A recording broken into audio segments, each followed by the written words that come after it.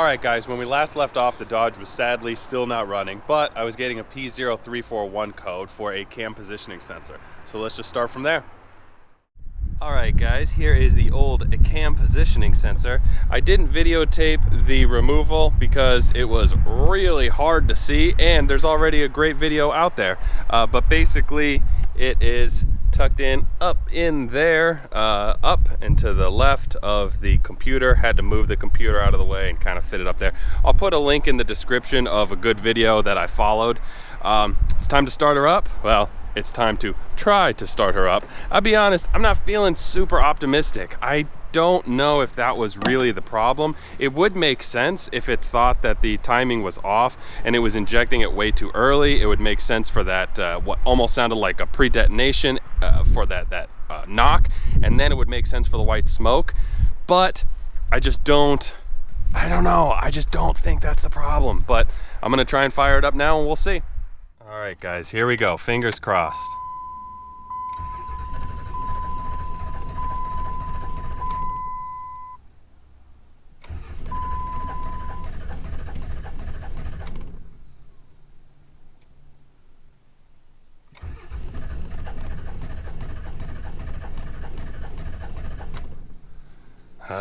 All right, it's doing the same exact thing. Let's see if we're getting any different error codes. P2509, P0341, and done. Well, I'll plug in my scanner and I'll clear those codes and see if that tells me anything that I don't already know. Alright, I'm still waiting on that part that blocks off the individual lines on the common rail. So what I'm going to check in the meantime is the lift pump. Now the lift pump is over here. I guess this is the filter for it. The pump is actually in the tank. But you've got the filter and then the line that runs to the high pressure pump here. I unhooked that and you can see that's up here, and that's going into a hose that then feeds to the bottom. So I'm going to give the key a bump and that's going to turn on that pump for 30 seconds, and this thing should fill up pretty quickly with a good amount of diesel. And then I will know that the lift pump is working and that the high pressure pump is getting adequate pressure. Once I know that, I'll then put the banjo bolt back on, and then I can wait for those parts to come in. Well, that part rather. And then I'm going to do an oil change on it because otherwise I'm kind of stuck in the water until I can test the high pressure pump. But first things first, let's make sure that lift pump's working. Oh yeah, I'm getting a good amount in there. So the lift pump's working. Alright, I've got my oil sample here. I'll send this into Blackstone and then let you guys know what I see. Let me show you my first impressions on the oil. When it initially came out, I was thrilled to see that there wasn't a speck of water that came out, and that comes out when you first do the drain plug. The water will come out first and then the oil, if it's been sitting for a while.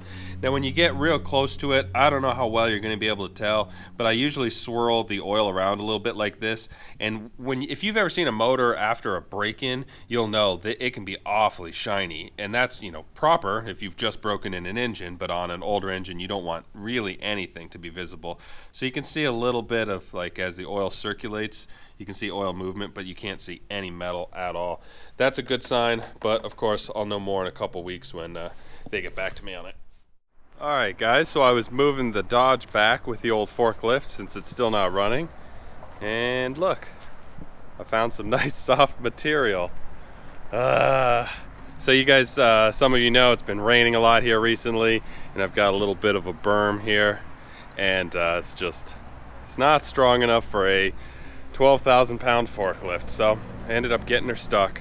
I started to dig it out a little bit. I think I'll be able to drive it out.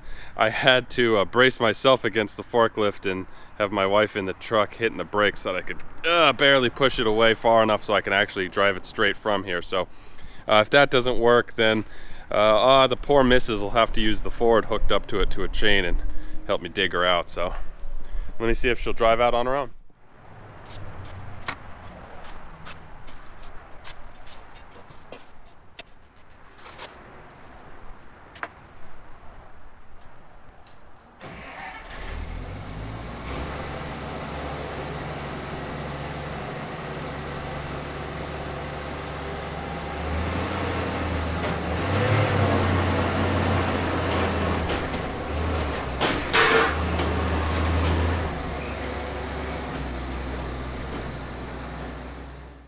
Alright guys, I've got a couple of parts in for the Dodge here. I have an injector tester. This is going to plug off each individual injector so I can test them one at a time and see if they're failing. This is a pressure relief block off. Now this common rail system here, it runs at up to 30,000 PSI, and the pressure relief valve, which is right here, when it gets above that 30,000 PSI, it releases the fuel back into the system.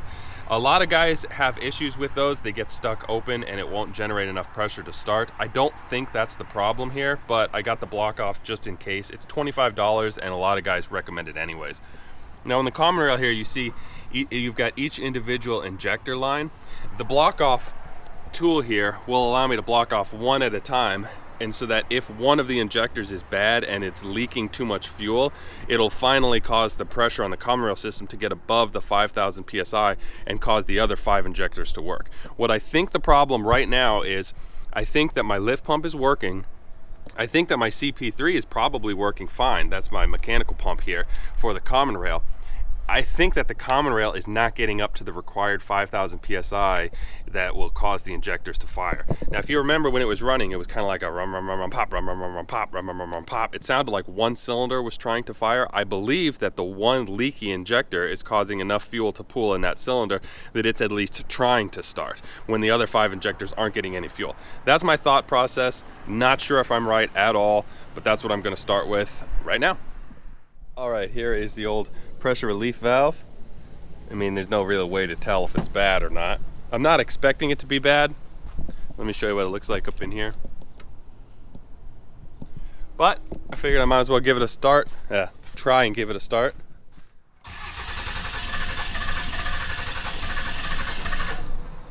Same thing. All right, moving on to the injectors. All right, I've got the top little engine cover off. I'm getting ready to pull off each individual injector line, but I have my steam cleaner ready to go here, and I'm giving them a nice little blast. Let me show you. And I'm trying to keep all of the injector lines as clean as possible because I cannot afford to let any contaminants into the system. Like I said, it's a 30,000 PSI common rail, and there is a fuel filter there that brings it down to 7 microns. So past the fuel filter, there shouldn't ever be anything larger than 7 microns. But even that seems to not be enough. A lot of guys have injector issues if they don't do an external fuel filter that brings it back down to around 2 microns. So we're talking about little itty bitty tiny little particles, and you can see how dirty everything is. So I'm going to steam clean everything before I pull off the injector lines and plug them. All right guys, I have been moving down the line, doing one injector at a time, plugging them all off. I haven't filmed them all because this is extremely tedious and boring, and there was absolutely no change when I did 1, 2, 3, 4, or 5. Now number 6, way back in the corner there, that is the most difficult one to get to. And when I did, like I said, 1 through 5, I turned the key exactly the same. I would get lots of white smoke with a puff in between. Rubber, rubber, pop, rubber, rubber, pop, rubber, rubber, pop, and then I'd get that knocking sound, almost like a pre-detonation. Now, I have number 6 blocked off right now, and let me show you what I'm getting. Spoiler alert, it's still not starting, but put the key in, turn it on, okay. I get a crank. Much smoother cranking, none of the popping like it's trying to fire. And then you can't tell the exhaust, but when I'm looking in the mirror, no white smoke. So what does that tell us? Let's see. I think that tells us that the number 6 injector is stuck open and it's dumping too much fuel. I'll be able to test this again when I hook it back up and then crank it over, and then if I get that white smoke and followed by those big puffs, followed by the knocking noise, then I'll know pretty much for sure that the number 6 cylinder is dumping fuel. What this doesn't tell me still is why it's not firing. From what I've seen online, other YouTube videos of guys doing similar tests here, as soon as they isolate the bad cylinder, then the injector is no longer leaking fuel, then the fuel rail is back up to operating pressure and it's able to easily run on 5 cylinders. That is not what I'm getting. So I need to keep digging in, try and figure out what the problem is, but I do feel like I'm getting closer.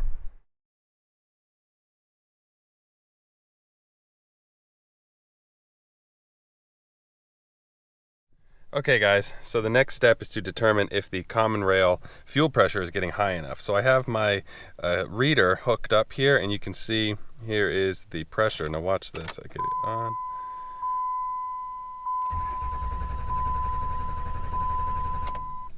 So you can see it's certainly getting high enough.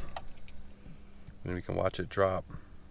Now, I think it's about 5,000 PSI is the minimum for the injectors to try to fire. So obviously, the fuel pressure is dropping right now because it's off, but the pressure of the fuel rail is more than adequate. So the injectors should be firing, but they are definitely not because, as well, I can see it, but you can't. There is zero white smoke coming out of the exhaust. Zero. Now that the 6th injector is hooked up. One other thing that's interesting, on the 6th injector, there's the tube that comes out that carries obviously the pressure, and I plugged that off, and when I try to crank it over, the cap keeps slipping off and releasing pressure. So that's indicating a second way that the pintle is stuck open a little bit, and that it's actually the pressure from the compression of that cylinder that is pushing through the injector back outwards. So we know the number 6 cylinder is definitely bad. Number 6 injector rather. You see our pressure is still dropping here, but it's still reading some. I'll try this one more time. Boy, it goes right up there. So we know we're getting common rail pressure. Let's just keep digging into why these injectors aren't firing. All right, guys, so we know we've got common rail pressure, so it should be firing. It seems like it's an electrical issue because it seems like the injectors are not wanting to fire, at least the injectors that are still hooked up. The number 6 is still unplugged, but it should be running fine on 5 cylinders. I've seen these suckers run on 3 cylinders. I should say I've seen videos of them running on 3 cylinders. So I unplugged the wiring harness here, and it immediately threw the code P0200, P0201, I think it was, indicating that it recognizes the injectors were unhooked when I unhooked them. So everything seems good on the computer side. So I'll just pull this valve cover off, and then I will check the resistance on each of the injectors and see if we've got any issues there. I have a plastic bag up here that I taped up so that I don't have any little crummies fall on here when I finally get this sucker off. So let's get to it. Alright guys, so I've got the injector harnesses unplugged, and I'm testing the resistance at the top of the injectors. I've tested every single one of them, and every single one of them is between 0.4 and 0.5 ohm. So none of them are testing bad in that capacity. Now I've heard from some guys who have had issues with hard starts that it is the injector connectors here are a little bit loose. I double checked all of those, and those are all good to go. So got to figure out what the next step is. Not sure right now, but I'll figure something out. All right, we've checked the electrical connections, we've checked the resistance, we've checked the fuel pressure, everything there seems good. My next step is to check the return line. Now that is a line that comes in the back of the head back here that accepts all the return fuel from the injectors. So that line ends up going to the filter housing here, and you need a special tool. This is a 9014, the one that I've got hooked up now is a 9012, and it isolates the CP3 return and the injector return and allows me to isolate those into 2 different containers here. I've already got it hooked up, and then see how much is coming out of the CP3 and how much is coming out of the injectors. So I'll test that now. All right, I'm getting something very strange here that I was not expecting. If you can see here, this is the fuel return line. This should not be under any pressure, of course, because its only job is to return fuel back to the fuel tank. Now, these two should be dumping fuel. This one should be dumping a very small amount from the injectors, and this one should be dumping a pretty good amount from the CP3. What's happening is while I'm cranking it over, I'm getting a decent amount of fuel that's spitting out of the fuel return line. I double checked online and I read a couple of the manuals and the descriptions of how to do this procedure because I've never done this before, and nobody suggests blocking that off, nor does anyone mention anything about what would happen if fuel is getting pushed back through the return lines. Alright, so I've made this little adapter here out of an old fuel filter. I'm going to plug this into the return line, and I'm going to get a third little container here, and I'm going to see how much is coming out of this. Alright guys, time to play a little game called What's Pumping What Fuel Out of Where? Let's see.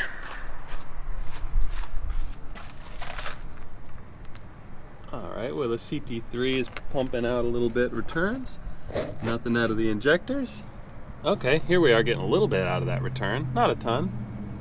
Whoa, look at it go!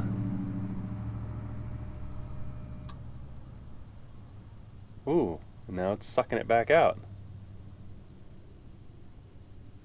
So you could see it increasing as the lift pump was going, and then now it's sucking it back out. Very strange. All right, let's crank this thing a little longer and see if we can get anything out of the injectors.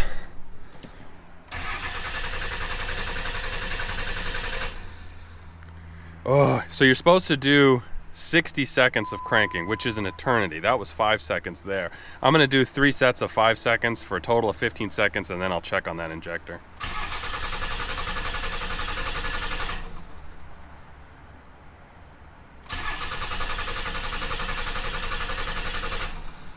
Turn the key off to get that lift pump to turn off. See what we're getting here.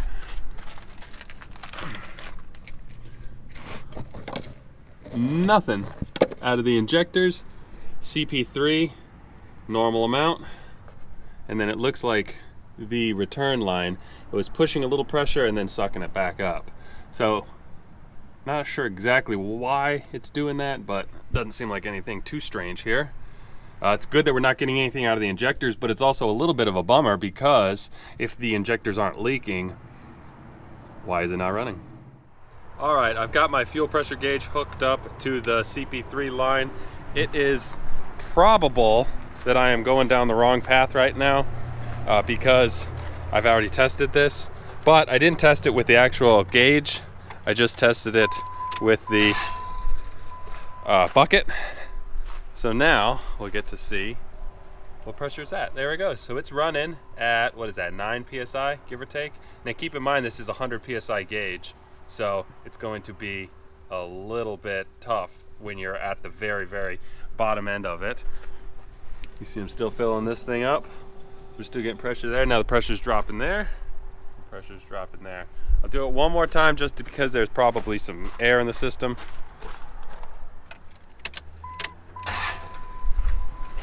Let's see here. Pressure is at, it's I mean it's right at 9. So still filling this up. I'll double check the manual. I seem to remember it being supposed to be 11 PSI. I'll see if 9 is good enough. I'll move on from there. All right, I think I figured out what the issue is on the fuel pump. If you see here, you've got the 2 lines. This is going to be the high pressure line that comes from the pump, and then this is going to be the return line. When the pump is above the, I think this is a small regulator. It's probably somewhere around 11 PSI. That seems to be what the factory pressure is set at. When it's above 11 PSI, this little regulator is going to dump the fuel back into this return so that it goes back into the pool on the bottom so that it can then suck the fuel back up again. I believe that the valve here is probably broken in some capacity. So let's say the pump is putting out 15 PSI, 4 of it is going this way and it's supposed to dump back into the bowl. If this little diaphragm is tore, then that 4 PSI is going to creep its way back on up through the return lines. So because we know that the pressure line is adequate right now, I'm going to move forward and not keep working on this, but I'm probably going to replace that in-tank fuel pump at some point. All right, so that was the factory style. This is an aftermarket one made by Delphi, and you can see it's a slightly different design. It has the pressure relief right here that goes to a 3rd line down to the bottom, and then on the return line here, it just goes straight down. So if I end up swapping that out, that's probably what I'll go with. All right, I've got my code reader hooked up here. What I'm going to do, if you notice here, the fuel rail pressure at the bottom, I'm gonna crank it over and you're gonna see it jump up real high and then it's gonna drop back down while I'm cranking. So let's see.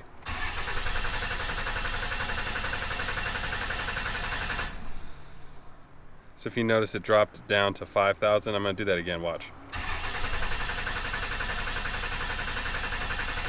So you see it jumped up to 7,200 on that second crank and then dropped back down to 5,000. Now that should have been more than enough to activate the injectors and at least try to start. What I'm thinking is that perhaps the FCA, what is that, fuel control actuator? Fuel control, yeah, FCA, is adjusting it on the fly. So when the pressure gets high, the FCA is dropping that pressure. So what I'm gonna do is unplug the FCA and I'm going to see if I get a pressure increase. So that is right here. I will unplug this. And what I'm expecting is my cranking pressure to be increased to whatever the maximum is while it's cranking. So I would think that that would be somewhere around 14,000 give or take. All right, let's see what we got here. Whoa, see, so it jumped up to almost 30,000. So it definitely is, the FCA is working. Boy, this means the lift pump's working, the CP3's working, comm rail's getting pressure. Golly. There's gotta be something with the injectors. All right, keep going, let's keep going. All right guys, I went ahead and pulled out the number 6 injector so I can start my compression test. This is the tool that I got to do the compression test, but the fitting on the end of the tool is not the same one as my compression tester. So this is a diesel compression tester. You see it goes up to 1,000 PSI. The traditional one here goes up to 300 just for regular cars, but the attachment on this is different as well. So luckily the kit that I've got here comes with this little threaded adapter. It's just an NPT thread. So unfortunately what I'm going to have to do is cut off this head here and then drill it out and machine it. Now luckily it's straight through once you pull out the little Schrader valve, so I'll be able to clean it out before I do the compression test. That way I don't need to worry so much about the bits of material that'll end up in there from drilling. But if you see here, the machining on this piece from the factory is pretty terrible to begin with. So not ideal, but it's what I have to do to make it work. So let's get on that now.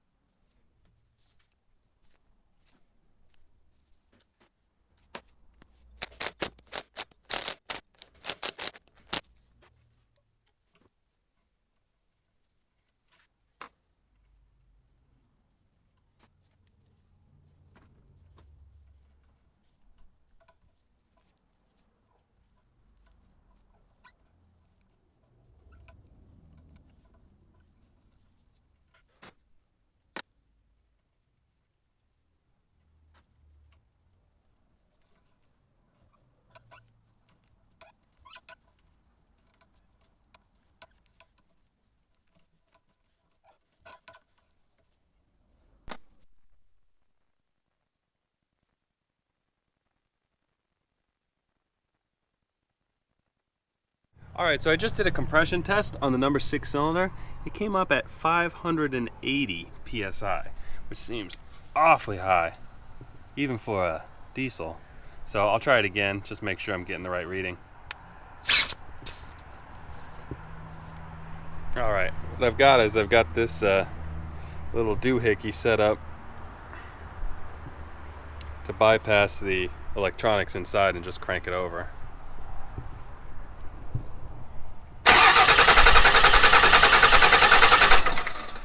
Well, there it is. Good compression. Alright, I wanted to show you guys my little Suckomatic 5000 here.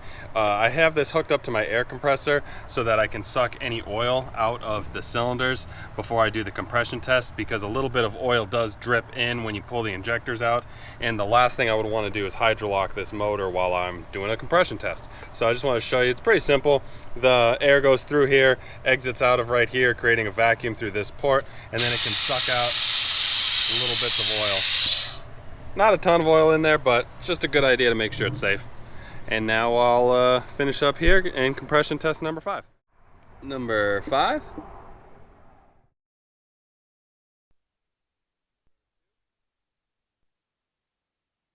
Alright guys, so here's the compression as follows. Cylinder number 1, we are at 480. Cylinder number 2, 470. Cylinder number 3, 480, cylinder number 4, 470, cylinder number 5, 460, and then cylinder number 6, 560.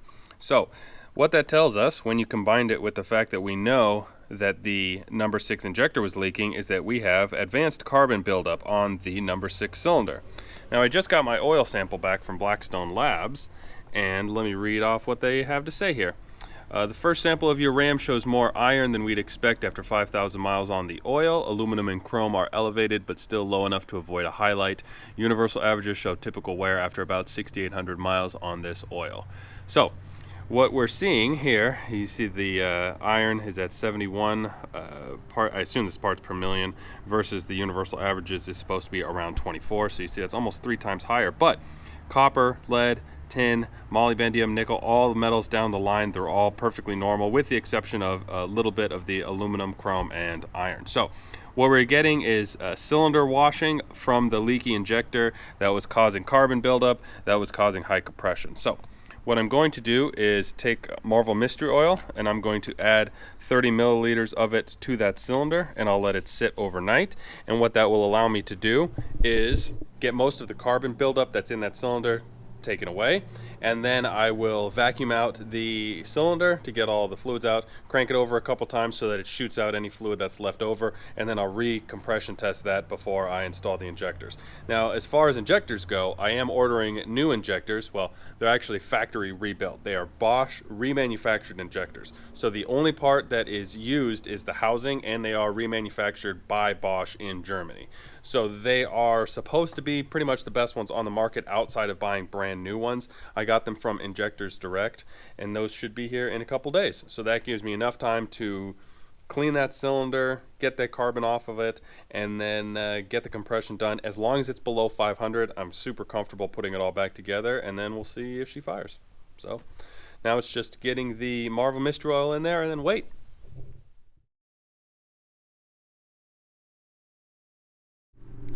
Alright guys, I might have another clue as to how this thing ended up with a flood damage title. Now, I had looked briefly for a kill switch. My father-in-law was suggesting that when he was over here, and he couldn't find one. The only thing that either one of us found was this missing subwoofer wiring. Other than that, all the electronics look stock. But what he did find was this: a parking pass from Glen Canyon National Park. Now, if you look at the date here, it's July 19th. And we know that it was picked up from Allstate on 8/12, so that's roughly 3 to 4 weeks before. So his initial thought was the guy was loading a boat and this went into the lake, and then they pulled it out and it was flood damage. But there's, again, no water on this vehicle. No water inside, nothing that I can find underneath except for maybe water contamination in the transmission. So I thought, well, maybe they were loading the boat and it got, you know, the back end a little bit wet like they always do. And then on their way home, maybe 20, 30 miles down the line, it ends up on the side of the road, either from a transmission issue or an unrelated injector failure, something like that. So let's say they tow it home and then they contact their insurance company and they say, hey, everything was working great, but it was in the water when we were unloading the boat. We think it might have flood damage. Insurance company looks at it. They can't get it to start because we know that the starter was bad. And they just say, well, because of the unknowns from flood damage, we're just going to write it off. And that's how I end up getting it. So that's my current thinking. Obviously, it could evolve if I get more information, but interesting little piece of evidence here.